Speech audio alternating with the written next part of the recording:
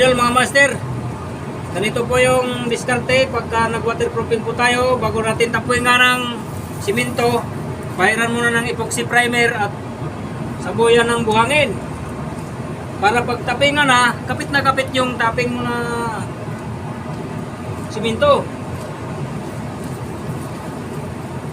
Ganito lang yan.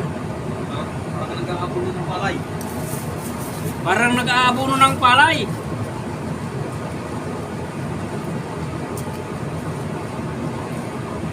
Katuyo na nito, walisin na rin yung hindi dumikit na mga buhangin.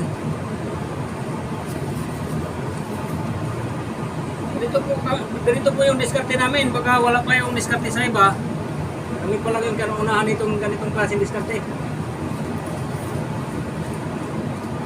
Comment kayo kung anong diskarte nyo. Oh, comment kayo guys, mga idol. Comment kayo habang umaga pa. Napapasapay yung pintura.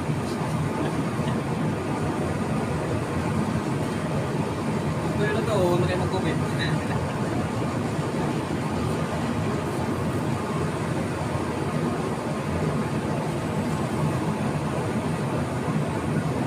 Okay, yun lang ha. Nakikita nyo na yung ginagawa namin. Bago tapingan ng simento, epoxy primer.